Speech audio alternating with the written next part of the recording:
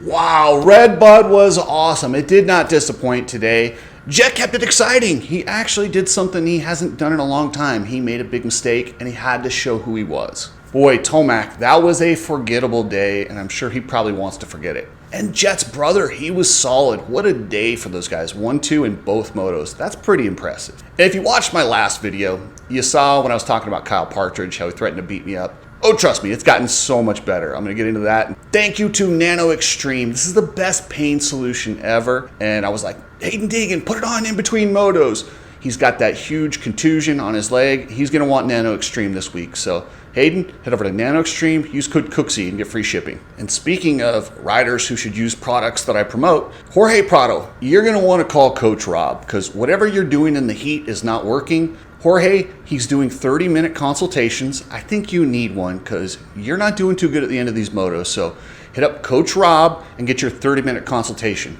Jorge, you can just click the link down below or just scan the QR code here and you can talk to Coach Rob yourself. Alias MX 2025.5 gear is now available, but you're going to want to hurry. I don't know how fast it's going, but I do know it's going fast. So head over to Alias MX and get your new gear. You guys did it. You made me so happy.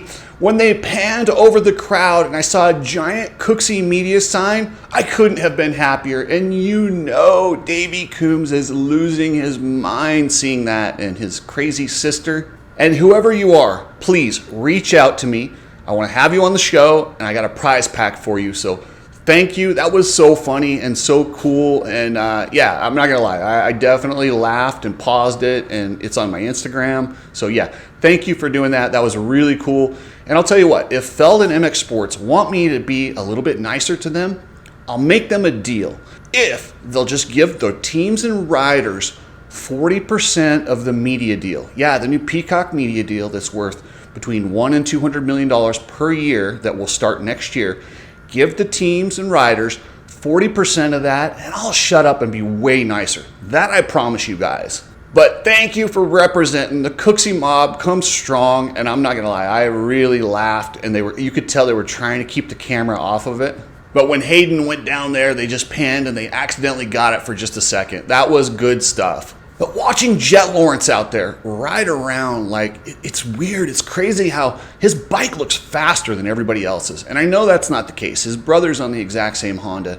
It's the way he rides it and he manuals it. And he's special, man. I've never seen anyone that good who can just turn it on when they need to. I mean, the way he passed Chase Sexton in that second moto, he made it look like Chase Sexton was like on a 125.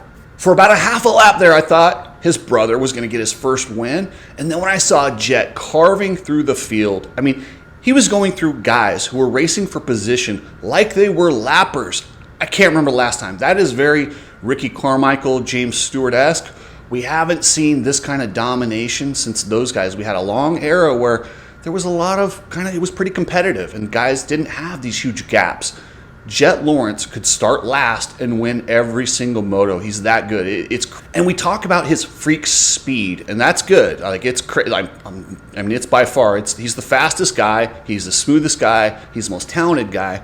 But I think what gets overlooked is his fitness.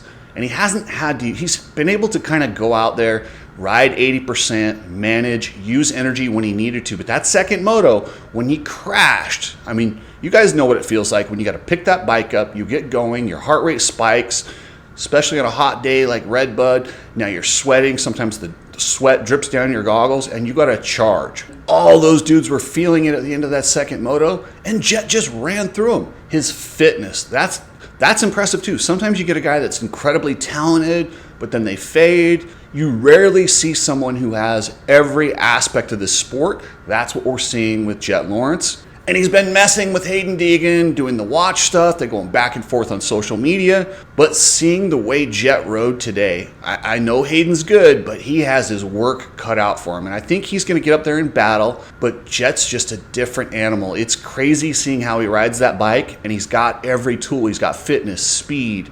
I mean, his racer IQ, he might sound like a goofball off the track, but his racing IQ is something that I don't think I've ever seen before. I've never seen anyone able to find little things like he does and pass, and he's so good. I've watched a lot of eras of motocross and supercross, And I think Jett Lawrence is the best talent that I've ever seen. And I went through the James Stewart era, the Ricky Carmichael era. Jett Lawrence is better than all of them. And Hayden Deegan is also a special talent. But, man, it's going to be tough when he gets on that 450 because I don't see him having a dominant career like Jett did. They're going to have each other. It's just not going to go that way. And as much as I want to say Hayden Deegan's going to get up there and battle him and push him to another level, clearly, the thing is, Jett always finds that other level. So I can't wait. I cannot wait. And I'm just crossing my fingers, hoping everything works out. They both stay healthy. They get on 450s and we see this incredible rivalry. They're going to take it in the media. They're going to take it in social media. They're going to do it on the track. It is going to be something that we've probably never had in this sport before. We've never had something on this level with social media where it is, where it's going to bring in so many different people. But don't forget about Chase Sexton. He's going to be in the mix this year, next year, and years to come. He's not that old. He feels like it because he's been in that 450 class for a little while, but he's still really young. He's got a good 7 years left of being a top guy. And after watching that first moto, I was like, oh man, Sexton's just out there.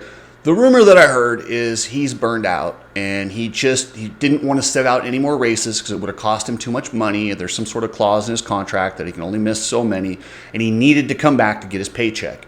The way he rode in that first moto, I'm like, no way. Are you kidding me? He's just going out there to get his paycheck.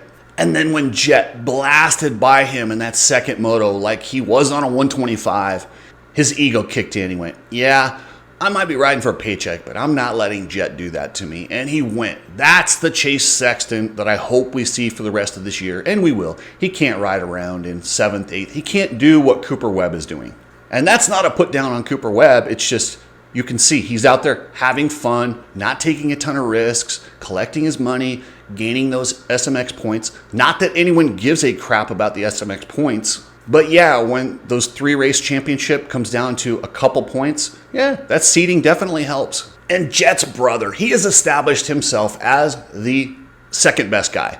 Not on every moto, not in speed. He's consistently the second best guy behind his brother. And you can see it's wearing on him. He wants a win so bad. I would like to talk to a clinical psychologist about this. If you ever see two siblings, they're always battling for everything. It's in their DNA. And for him to constantly just be demolished by his brother, I couldn't count how many times on the broadcast they refer to him as Jett's brother. They've never said, hey, that's Hunter's brother, Jett, not once. And that has to wear on him. Like I said, he might be the second best guy, but he's also the second best in the car ride out of there. He's the second best at the dinner table. I'm just curious. Maybe that's why he's such a dick. I don't know. But he is damn good. If you take Hunter's brother out of the mix, this guy would be a champion or battling for championships. It'd be a whole different story written for Hunter Lawrence. And how about Justin Cooper? Man, he went for it in that second moto. He went all in. He pushed. He tried to get that moto win.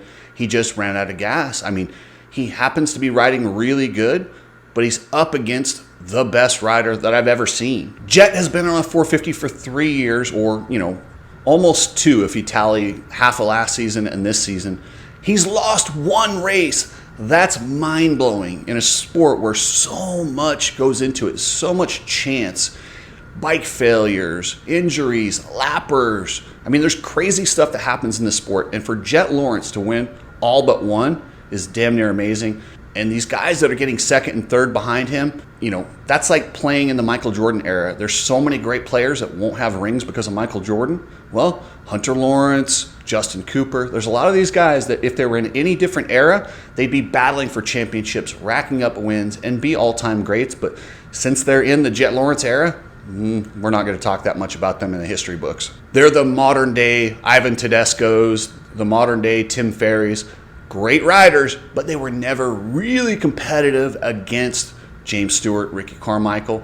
That's who they are against Chase Sexton, Jett Lawrence, Tomac. But I'll get to Tomac in a second. But I was happy to see Justin Cooper. I thought when he got around Jorge Prado, he might be able to go and get a big enough gap. And I was thinking, at what point is Jett going to get tired? He just didn't. And that's why I said his fitness blew my mind, that he ran through the field, did what he did. He was not managing his energy like he does in a lot of motos.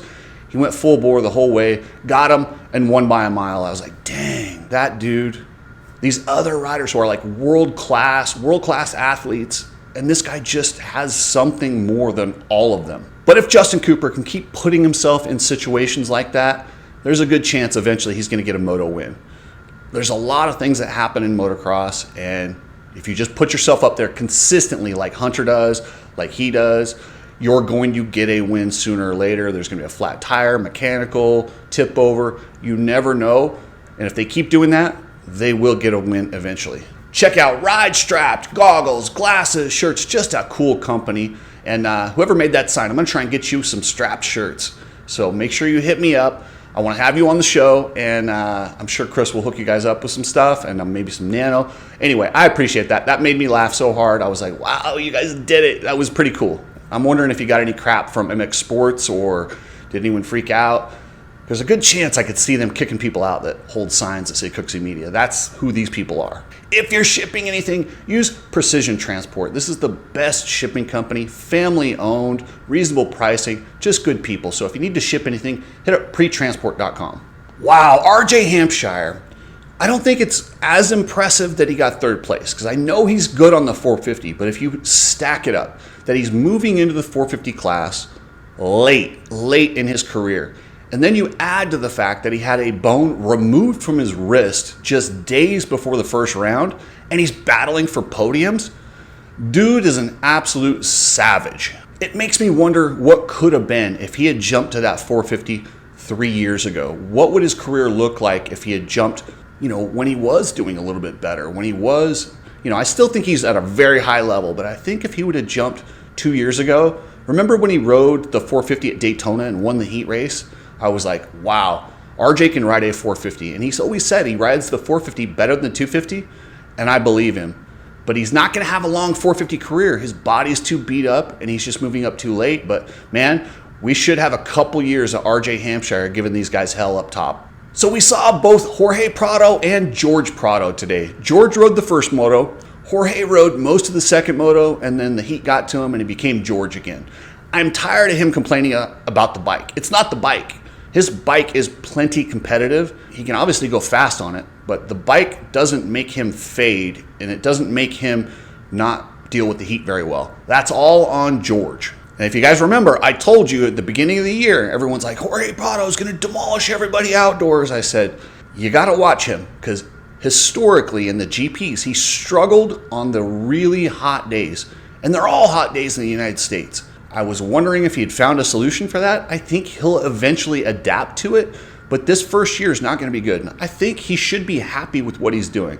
Going out there, leading laps, and riding like he did in that second moto, no shame in that. But don't go back and blame the bike, blame the team, and blame everything else. Just own it and build from it. He does that, it's all good, and we're going to see Jorge Prado battling for podiums really soon. Because you can see he's got the talent. The talent's there. He just needs to rebuild his confidence and get used to the heat. If he does those two things, next year we're going to see Jorge Prado all next year outdoors. I think this year he just needs to get his feet wet outdoors, get used to the completely different situation of American racing, because the talent hasn't disappeared. This is the same dude that won 2 championships over in the GPs, and he's the reigning GP champion. But stop bitching about the bike, suck it up. Don't make excuses. Just learn, get better, and I think we're going to see a different Jorge Prado next year. But he's got to stop. If he does this with his team and keeps blaming the bike, it's going to fall apart, and he's going to be back in Europe before he knows it. Such a bummer for Aaron Plessinger and Eli Tomac. Man, I couldn't believe Eli's bike let go in the first moto. I don't know what's going on with Star. Clearly, they've got some issues both in the 250 and 450 class. Nobody else seems to be blowing up bikes left and right, but theirs do, both in the 250 and the 450. They're doing something that they need to stop doing. It might give them a little bit more power, but it's not worth it. A DNF costs you so much, especially with Deegan. Deegan, had a bad day. It's going to cost him if they, that one race cushion that he had, it was over 50 points. It's down to 38, but I'll talk about the 250s tomorrow. But these Star guys have got to figure out whatever they're doing on these motors and fix it, because the 450s should not be blowing up. You should not have a 450 that can't make a single moto. And Plessinger, what a bummer. I can't imagine going out there sick in that heat and humidity. I'm glad he mailed it in or just didn't ride the second moto. I hate seeing these guys go out there sick and then dig this huge hole where they can't get out of. I would advise, if he's not there for the championship, he's not there for high level points, it doesn't really matter. I would probably sit out next week, recover, get better, then you could ride Washougal, and then you got 2 weeks off. But the thing is, in the outdoors, if you run yourself into this huge deficit, and Coach Rob probably could explain this a lot better than I can, if you're sick and you run yourself down, you got to be better in 6 days to do it again. It's rough. And when you see a guy out there looking like Plessinger was, he's not out of shape. That is not the problem. This guy has the fitness, but you dig these holes. It is a brutal sport with the travel, the PR, all the different things these guys are asked to do. It wears on them. So I'm glad he sat out the second moto. Hopefully went and got an IV and tries to recover as best he can. If I was in his corner, I'd be like, dude, the schedule's too long. Sit out next week. I mean, this SMX schedule, we're starting to see the wear and tear doing this year in and year out. It is ripping these guys apart. And I think that's part of Tomac's problem. When you get older, you need off season. You need a break once in a while. He went straight through World Supercross into Supercross. I mean, he got injured, got a little break, but not really, and he's right into outdoors. And it's weird when guys, when they're older, they go Supercross only, and then they try to go back to outdoors. It's weird how that skill almost leaves them. But they can ride Supercross like LaRocco, McGrath, and some of these guys, as they got older and did their Supercross only deals, Chad Reed, the outdoor skills kind of left them, and it's weird how that's happening. I almost think that has happened a little bit to Eli Tomac. He's not the same guy he was a few years ago. Or if he is, the level's gone up. And that's a very well a possibility. I wish these older guys could do a Supercross only schedule, and this SMX thing has really thrown a wrench into guys extending their careers by doing one or the other series.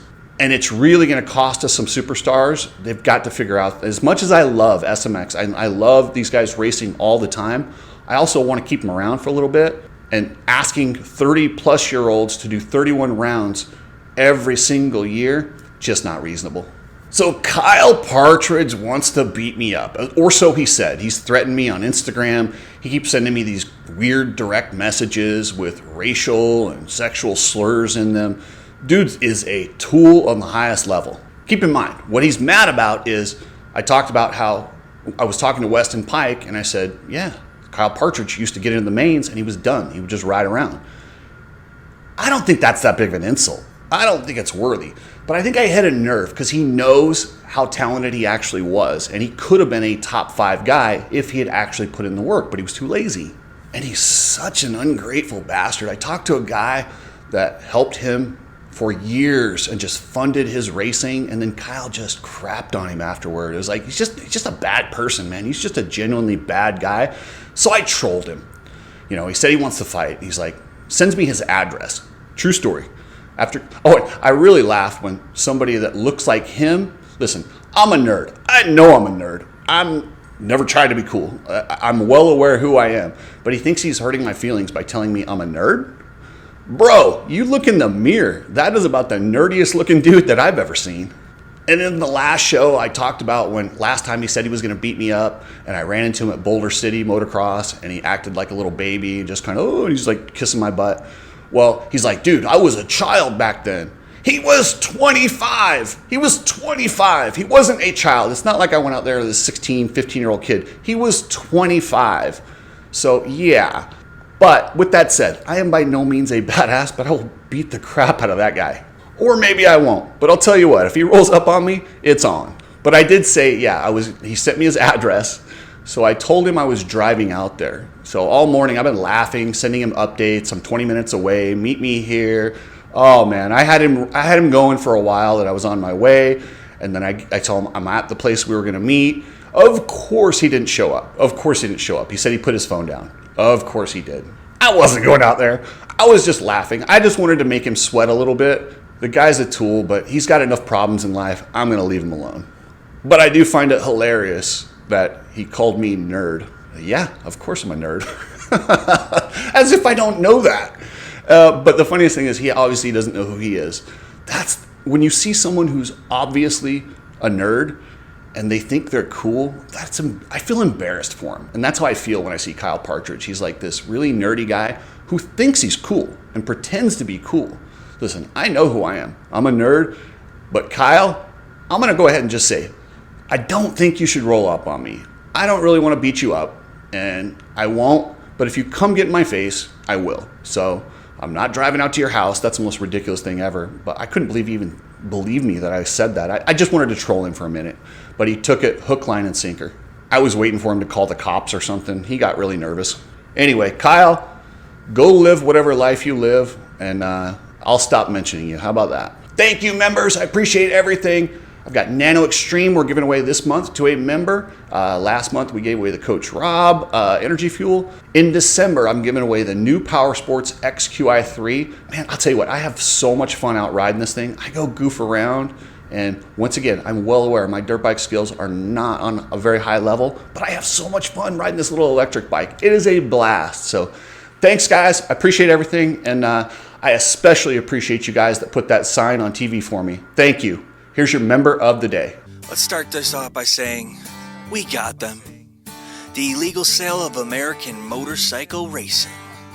I present a case that reveals how the American Motorcyclist Association's 2008 sale of its racing properties constituted an illegal transfer of public trust into private hands. My name's B Mazy, and I'm here to stir shit up. So I made a song for you guys. You know, it's crazy that the riders still gotta pay to race, even though these guys are just filling their pockets because they're money hungry, greedy, stupid mother ex-circus owners, but still got the same mindset for the Supercross. Screw Feld, screw the AMA, and screw Rob Dingman. I'm reading your obituary. It says you died in 2008. I guess selling souls is a business, 'cause you gave it all away. But your cause of death was suspicious. Lord knows your soul was lost.